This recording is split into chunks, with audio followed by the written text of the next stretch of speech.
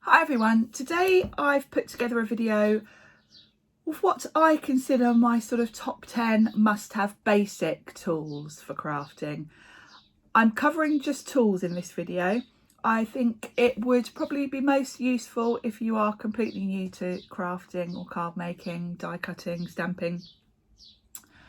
There are so many different tools out there, so many different options, and I think if I was starting crafting now, it's probably a bit overwhelming actually. So I'm kind of narrowing it down to 10, and I'm going to cover basic things that you would want in your craft room as a crafter.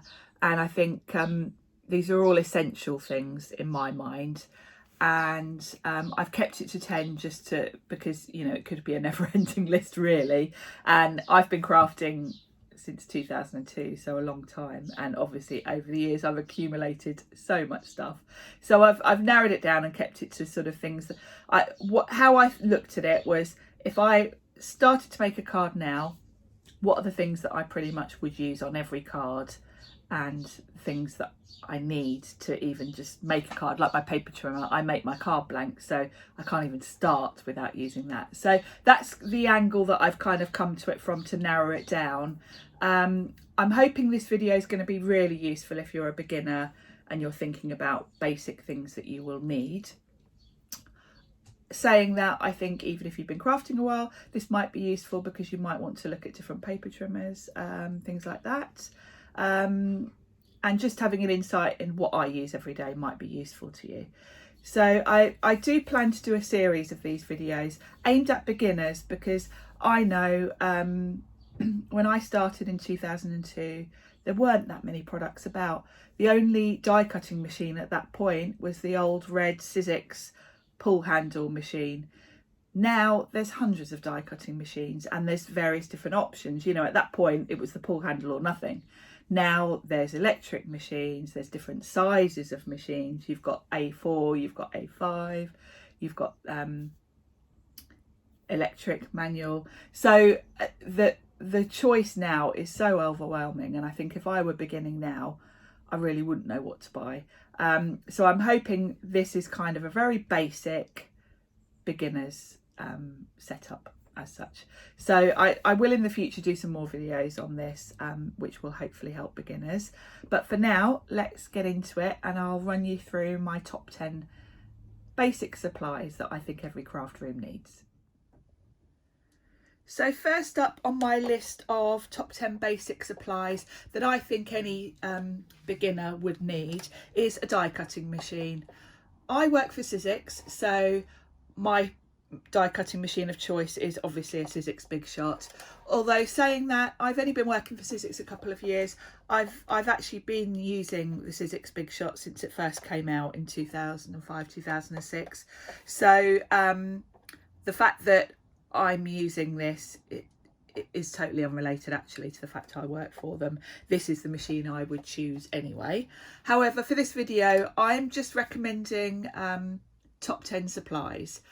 I think a die cutting machine is a really, really useful thing to have if you're into crafting, because the range of dies out there and the different things you can do with die cutting machine, it's not just die cutting. With you can do embossing, and obviously there's all sorts of construction dies if you want to make gift bags, all that sort of thing. So I would recommend having a die cutting machine. Now, I'm not necessarily saying that this model is particularly what will suit you. There are different considerations when thinking about getting a die cutting machine. I'll run through them because this might help you make a choice. I like the standard size Big Shot. This is what I have on my desk all the time because I'm predominantly a card maker. It's very rare that I would need a larger platform than this A5 6-inch wide platform. I do own the Sizzix Big Shot Plus, so I've got a few dies that are the larger format, and when I'm using those, obviously I'll grab the bigger machine. But day to day, this is what lives on my desk, and this is what I use for sort of 90% of my crafting. I personally like a manual machine. There are various different electric machines out there on the market. The one thing I would say to consider when thinking about different manufacturers is think of the dies that are out there on the market. Sizzix, as well as the usual thin metal dies that many manufacturers make, Sizzix have big dies which are thicker steel rule blade dies, and those are used for cutting thicker materials. So if you think that in the future you might want to have a go at different soft crafts like quilting, that kind of thing, home decor ideas, you might want to ensure that whatever die cutting machine you buy, you can use those type of dies in. Now that limits you a little bit. Some of the electric machines don't have a wide enough opening for those type of dies. Off the top of my head, machines that I know will work with those type of dies are all the Sizzix machines, the Spellbinders Platinum, both sizes, you can use those type of dies with that. The Cuttlebug, I think you have to play around a bit with plates and combinations to get things to work with a Cuttlebug because it's a slightly smaller machine, but the majority of things I think work with that. And the Tonic Tangerine, I believe, also. Those off the top. Oh, and the Cut and Boss also has got the wide opening, and that's an electric machine. So do some research if you think that you want to look at other machines other than the Sizzix Big Shot. Obviously, from my personal experience, this is the machine I use all the time, so it's the machine I know most about. I'm not going to go into any more detail on this video about die cutting, other than just to recommend that having a die cutting machine is a really useful thing. I've got tons of other videos, and obviously as I work for Sizzix there are lots of videos on die cutting, so check those out if you want to learn more about that. So that's my first recommendation, is a die cutting machine. So the next thing on my list of must-haves is a good paper trimmer. I've had various paper trimmers over the years. For a long time I used the Stampin' Up one, but the thing that irritated me most about that is the cost of having to replace the blades quite regularly. Actually, I use my paper trimmer a lot, more than most people. Aside from the fact I work for Sizzix and do some of their TV shows, so obviously I make a lot of samples for those. I also teach workshops and I make all my own card blanks. So for every time I do a workshop, I will probably make about 100 card blanks for the class to use. So my paper trimmer really gets a lot of use. I've been using the Cutterpillar Pro for, let me think, I'm guessing probably about 5 years now. I'm in the UK and these they are available in the UK now. You can get them from, I believe Create and Craft are probably the only place in the UK you can buy them, or you can get them on Amazon. I actually bought mine before it was available in the UK. I'd seen some videos of it and I bought mine from Amazon in the States, and it cost me a fortune in shipping, and then I had to pay customs when it got here. It was really expensive, but I don't regret it at all. It cost me over £100 from memory. I've got the Pro. I have since actually bought the smaller Cutterpillar Crop. I bought that from Create and Craft when they started selling it a couple of years back. And I keep that when I'm doing workshops and things. I take it because this one's quite large for taking out and about. So this one lives in my craft studio. Now, what I love about this, the main thing, is that the blade is self-sharpening. So you do not have to buy replacement blades. And as I say, I've had this probably about 5 years now, and it still cuts now as well as it did on the day I got it. So that to me is fantastic. The markings on it are really good. You've got inches and centimeters, and I use both because I tend to cut my card blanks to US sizes. I do 4 1/4 by 5.5 inches, but then for lots of other things, obviously I'm in the UK, so a lot of the products that I buy in the UK are measured in centimeters, so it's great to have both. The one thing I hate about this is the color. I would love it if they made this in a nice grey or white so it went with my room, and I must admit I have contemplated whether to spray paint this in a nice cream or something, because I hate the bright green. But you know, it does a fantastic job, so I'm just going to have to live with the ugly colour. So that's my second recommendation, is a good paper trimmer. There are lots out there. Lots of crafters use the Fiskars one, and I believe that is really good, but I can't recommend it. I haven't tried it. I just know that from my experience, I have been using this one a long time, so I feel I'm well placed to recommend it, because 5 years on and it's cutting as well as it did on the day I got it. So I would certainly recommend this one. My next recommendation is actually this mat that you can see here. It's the Tonic Tim Holtz glass media mat. They've since come out with a smaller one, a travel size. This one is rather large, but that suits me because it covers a good area of my work desk. For me, I am quite a tidy crafter, but supplies do pile up on my desk when I'm working. And what I love about this is I can pile up supplies all around it, but I tend to always keep this clear, even if everything around it is getting in a crazy mess. This is a really good work area to be working on. The fact that it's glass means that whatever you're using on it, you can clean off quite easily. If you're using alcohol inks, you can just use the blending solution to clean those off. If you're using pastes and things like that, you can scrape them off. It is a tempered mat. You can use it for cutting. I don't, because I just don't like the feel of using a craft knife on a glass mat. So I tend to grab a self-healing mat if I'm doing any cutting. But you can use it for that. I just choose not to. What I really like about this is this white area, because if you're putting inks on here, you can see the true colour. It does also come with a white mat that fits on top of this area. It's a heat resistant mat. That's useful when you're using inks, because you'll notice a difference if you put inks directly on the glass, say you're using distress inks, or on the mat that comes with it. It kind of beads up more on the mat, which does make it easier if you're sort of doing techniques where you're smishing your card directly into the wet ink. So that's another useful feature of it. The only downside for me to this mat is what you can see here actually, is the fact that my light glares on it. It's okay if it's a bright sunny day and I can put my light further away from the desk so it's not directly shining on it. But on a day where I need the extra light, I do find that a bit annoying. But to be quite honest, it's a small price to pay for having a really good work surface to do all my techniques on. So depending on what space you have, I think this is a really useful surface to work on. If you're working perhaps maybe from a smaller desk, the travel one might suit you better, but working on a glass mat is fantastic because you can always clean whatever you're using off of it.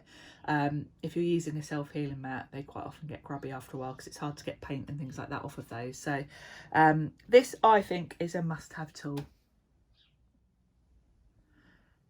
Next on my list of must-have tools is a heat tool. There are different types of heat tools around on the market. Obviously, I work for Sizzix, so the one I've got is a Sizzix one. I do particularly like this one actually over some other brands. One thing I would recommend looking out for, it doesn't have to be the Sizzix brand, but if you're looking at a heat tool, I would recommend getting one that's got 2 heat settings. I think Wow Embossing do a similar one that's got 2 heat settings. Otherwise you kind of end up needing 2 different tools. Ranger do a heat tool that looks like a hairdryer actually, and that one would sort of work in a similar way to the setting 1 on this one, where it's not such a fierce heat. The different things you would use a heat tool for are, the obvious one is heat embossing, and that's where you would use this one on the highest setting, and it's where you would be melting embossing powder. The other reason for using a heat tool is to dry projects as you work, and it is useful to have a lower heat setting for that, because if you're blasting your project to dry it with a really hot heat tool, if you're using paste and things, you're going to melt them. Your card is going to get more warped if you're having to hold it on there for a while to dry something. So having a lower heat setting is really good for drying things, and speed, you know, if you're too impatient to wait for inks to dry on their own and things like that, watercolours. So whatever heat tool you go for, I would recommend looking for one that's got a 2 heat setting. Other than that, they are pretty much of a muchness.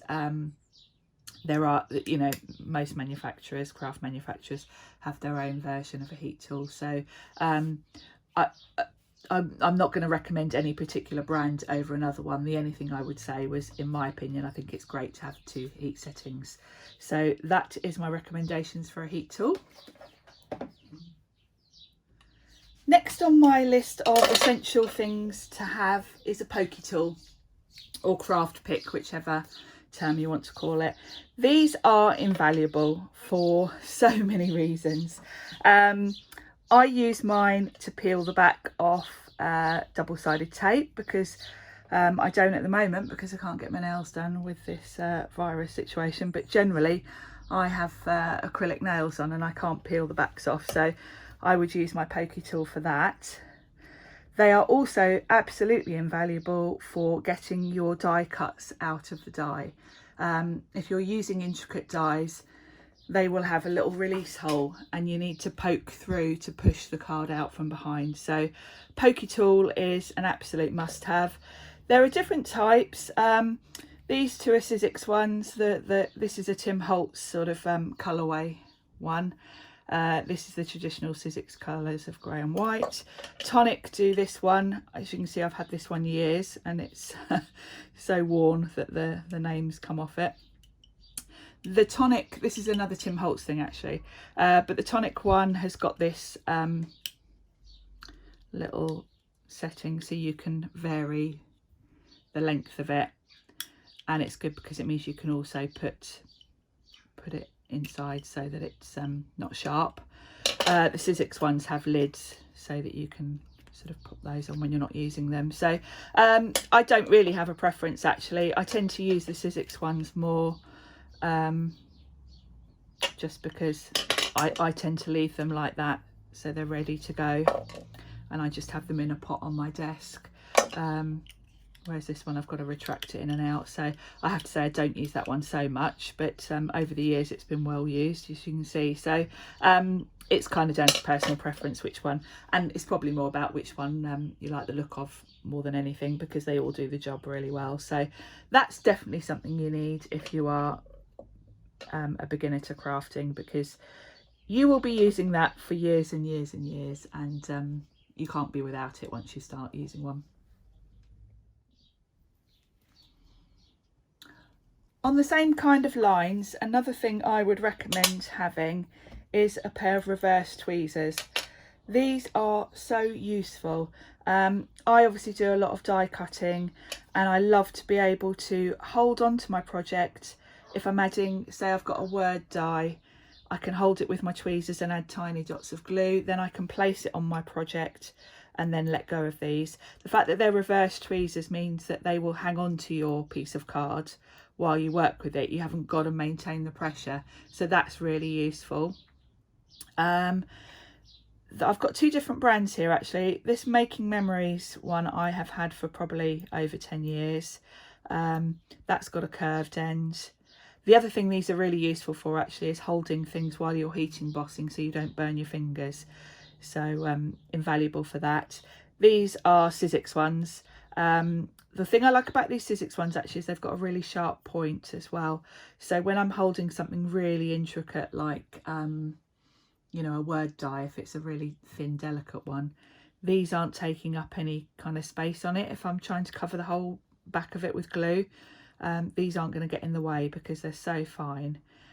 They are also quite good. You know, if I'm using these and I haven't got my pokey tool to hand, you can actually poke things out with these because they've got that sharp point. But again, it's down to personal preference. Lots of different manufacturers make these, but I do think having the reverse tweezer so that you don't have to maintain pressure is really useful just for holding things. And when you're putting things onto cards, if they've got glue on the back, it's far easier to hold it with these, place them where you want and then let them go. So another must-have tool in my opinion. Next on my list is a good glue gun. Again, there are lots of different glue guns on the market. So I'm using Sizzix because obviously I work for Sizzix and that's what I am supplied with. But I will tell you what I would recommend looking for, regardless of what manufacturer you're going to go for. There are a couple of key things that I would want in a glue gun and that I've noticed over the years. I've had various different cheaper glue guns over the years, and there are a few improvements on this particular one that I've noticed. So I'm going to tell you things to look out for. First thing is the nozzle itself. I've had some really cheap glue guns over the years. They've literally only been like £5. And they quite often have a plastic nozzle at the end. And invariably, when you're using a heat gun, just get my words out. When you're using a glue gun a lot, the end gets really hot. If it's got a plastic nozzle, it is actually going to just fall off at some point. So try and look for one that's got a metal nozzle. You can see from mine, it has been well used. I use this an awful lot. It lives on my desk permanently. So that's why it's looking quite dirty and ranky and well loved, we'll say. Another thing to look for with a glue gun is, does it have an on-off switch? The cheaper versions I've had in the past haven't. And that's meant that you have to unplug it every time to turn it off. You can't just leave it plugged in. Now for me, I plug mine in under my desk. So when I was using a different one before I got this one, I literally had to crawl under my desk to plug it in and unplug it, which kind of put me off using it in the first place, really. This one sits on my desk and I can just turn it on and off. I always switch it off at the main socket when I leave my room anyway. So that to me is a real selling point. So regardless of what brand you're looking for, I would definitely recommend going for one that's got an on-off switch. Another thing to think of is about the stand. Does it come with a stand? I know some do, particularly if you get the really large glue guns, they quite often come with a stand. Sizzix make a stand, which I keep mine on. This is the Sizzix stand, and it just is really useful because it's less messy. If it's on a stand, if it drips, it goes onto there and I can just peel it off. It does have a little metal stand, so when I'm using it on my mat, I can put it on that. So I would recommend looking for that. Even if it's just got one of these, that will help. But it gets in a real mess if you're leaving it on its side while you're using it. The glue just goes everywhere. So either a stand like this, or even better, a separate proper stand to put it on, is definitely something to look for, I would say. So that's glue guns. Next on my list of must-haves is a good pair of scissors. And actually you probably want more than one pair of scissors, because like glue, you probably need different scissors for different things. These are the scissors I use a lot. I keep one pair of scissors just for cutting when I'm using tape. You can see here, this is all gunked up. When you're using double-sided tape on your projects, you will get build up on your scissors, and you do need to clean them every now and then. And while I'm at it, let's give these a wipe. I just use a baby wipe to give them a clean. But because you will get sort of glue gunked on them in between uses, I tend to keep one pair of scissors just for using with adhesives. So that's why I keep this little, these are Fiskars. They're quite small, but they're just handy for cutting foam tape or cutting double-sided tape. So that's the first pair. I've got another pair of Fiskars scissors. These I use for cutting fabric, and because these are large size, if I'm cutting large sheets of mount board, things like that, anything sort of a larger size that I need to cut. Now I am a paper crafter, so I don't keep these just for fabric. I know if you're a sewer, you'd be horrified at the thought of me cutting card with these, but for me, if I'm using fabrics or felt, it's really just for die cutting usually, so it kind of doesn't matter. So these are the scissors I use for any large projects and also for fabric. For fussy cutting, this is really down to personal preference and finding a pair of scissors that you feel comfortable using. A lot of people use these Tonic ones. I don't tend to use these for fussy cutting actually. You can see by the state of them, these are the kind of scissors I have used. These have been so abused. I've used these for DIY things around the house. I've cut plastic. We bought a plastic panel for the bath. I cut that with these. So these are my sort of scissors that I abuse really. They're just for everyday things really, and around the house as well as in my craft room. So that's those. Now for fussy cutting, these are my absolute favourite scissors. They are really easy and comfortable to hold. The way that the blades are quite narrow at the end and you've got these lovely wide handles make them really comfortable. And I find that if I'm fussy cutting really tiny stamped out images or anything like that, these are the scissors that I can get in and around best with. They're called, the manufacturer, it's a Japanese manufacturer called Kai, which is Kai. I'll try and find links to them. Now I'm in the UK and I must admit, I think I had to buy these on Amazon and they were shipped from the States, and you know, I did end up paying probably as much in shipping as I did for the scissors themselves. But I've had these scissors, well, over 10 years and they are used all the time. I think they do have a lifetime guarantee with them. You can send them back to Kai and get them sharpened if you need to, but I have to say I've been using these for over 10 years and I've done nothing with them apart from, as with all my scissors, just give them a quick clean with a baby wipe every now and then. That's all I've done. So I would definitely recommend those. Another one for fussy cutting, which a lot of people love. I prefer the Kai to these, but every now and then I do use these. And these are the Fiskars scissors, and they're similar to the Kai in that the end blade is quite small, so good for fussy cutting. But these are a slightly different handle situation. You've got this spring in between, so they're nice to use, and it's kind of down to personal preference really, which suits you better. So I would recommend trying both of those really. So that's scissors.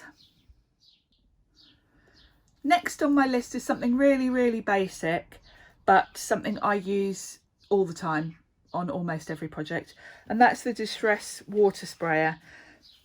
It is just a water spray, but it's great for using with different techniques. This is made by Ranger, and it's got a few features that do make it worth paying for this one over just using a water spray that you might buy in a home store or garden centre. Firstly, you can lock it so that if you're taking it with you in your bag anywhere, you can lock it so that it doesn't squirt water in your bag. Secondly, when you spray it, you've got the choice of having a very fine mist. If you press it quite hard, you'll get a fine mist. If you press it quite slowly and not all the way, you'll get more big droplets. So if you're wanting to create an effect, say with Distress inks, where you've got an inked background and you want sort of like a bleach effect, you could do that, get some big splats of water, let them sit for a minute, and then put a dry towel on top, and you'll get kind of a bleached effect. So it's very useful for that. It's a good size. I've got two. I've got one that I keep on my desk, and then I've got one that I permanently keep in my craft bag for when I go and do television shows, because this is something I use every single time. So to avoid me forgetting it at any point, I keep one in that bag all the time, so because I know that I'm going to use it every single time. So I've just got one more thing to show you. So let me talk you through the first brand is the Misti. The Misti was the first, well actually it wasn't, well it's a contentious thing, I won't get into that. The Misti was the first stamp platform that I had heard of. There were different varieties around before that, but and it comes in different sizes. I've only got 2 of the sizes. This is the mini Misti. This is the standard Misti, and then there is a 12 by 12 Misti. So if you're into scrapbooking, that might appeal to you. For me personally, if you were only going to get one and you're a card maker, I would say get the standard size. If you do a lot of card making and you can afford it, it's nice to have the mini one as well, because if you just want to add a sentiment to a card, this is a nice easy size to just grab, or you could even keep it on your desk, it's so small. Whereas the A4 sized, you probably would put it in a drawer and drag it out. So if you're only going to have one, I would say get the standard size. If you can afford it, go for a small one as well. Now, the Misti has changed actually since I bought this original one. The first one I bought was when the company first started, and this grid is actually a sticker on top. She's now improved it, and you can see on this mini Misti, which is a newer version, this is actually etched on there, so it's not ever going to budge. Whereas I guess if I was rough with this, because this is a sticker on top, as you can see, it might end up getting scratched or whatever. So that's the Misti, and that's 2 of the sizes you can get. You can get different accessories as well for the Misti. You can buy different types of magnets for it. I personally like to use this bar magnet that I actually bought on Amazon, because I just find it better for holding down a card, and I've put a bit of washi tape around it so it's easier for me to lift it up. I won't go into detail, but I've also added this to it. If you watch my other video just on stamping platforms, I'll explain a bit more about that. But I will just briefly mention these. These are called creative corners, and they are quite useful if you are stamping a card and you want to stamp sort of over the edge of the card or right up to the edge. By placing your card in the corner here, away from the edge, it enables you to do different techniques. So I would say that having these corners, if you want to do different techniques, is quite a useful addition. So that's the Misti. Now, if you are in the UK, you have more choices with regards to stamping platform. Tonic do a Tim Holtz one. I personally don't like that one. It doesn't have a foam surface, so it doesn't, I personally don't find it stamps as well. However, I would say that if you are more into mixed media techniques, and you don't want to be limited with the corners and things, it is a good one to have. So don't be swayed by my opinion. Have a look at the video I did comparing them, and I'll explain all the differences, and you can make your own decision then depending on what you need it for. In the States, the lady that invented the Misti has got a patent, and that prevents a lot of other companies selling stamp platforms. And I think the Tim Holtz Tonic one, I believe, has been discontinued in the States because of that reason. If you're in the UK, then that doesn't apply. So there are different versions available. I've got a couple of different ones here to show you, but there are more out there on the market, so just have a look around. This one is the Press to Impress from Crafts 2, and the extra features on this one are that it doesn't have a solid edge all the way around. So if you want to use larger format cards, you can have it hanging off the edge without any issues. It also has a nice lip here, which means lifting up the lid in order to stamp is a bit easier than with the Misti, where it's kind of flush with it. So I do like that one. Another one in the UK is the Stamp Perfect. I think this is Hampton Art. This comes in a couple of different sizes. I bought this purely to use this template with it because it was too big for my Misti. This one I bought from Hochanda, which is a TV station in the UK if you're not from the UK. And these two came as a set, and they were really, really reasonably priced. The two of these were cheaper than one standard size Misti. So there's obviously a cost comparison as well as features comparison with all of these. So do some research, and you might find that one suits you better than the other. They all do the same thing really. It's just different features like size, and you know, with this press to impress one, you've got the added feature of it not being solid on all the edges. So you know, if you can, have a look at them in a store where you can perhaps play around with them. But for this video, all I'm recommending is that you get a stamp platform regardless of which one you go for. So that's it for today. I'm hoping to do a series of these videos actually, and show, I realise there are a lot of beginners out there, and those of us that have been crafting a long time forget that, and there are so many different products around that it's overwhelming, and I think it's very easy to just keep buying things, and you really do only need a certain amount of things. And with the right basics, I'm hoping that I can save you buying things more than once, because you'll get the right one in the first place. So I'm hoping that this video is useful to you. I'll put details of all these products in the description box, and then there's also a link to my blog in the description box, and I'll put more info on my blog as well. So I hope this has been useful to you, and don't forget to subscribe to my channel if you want to see some more videos like this. Thanks for watching everyone. Bye.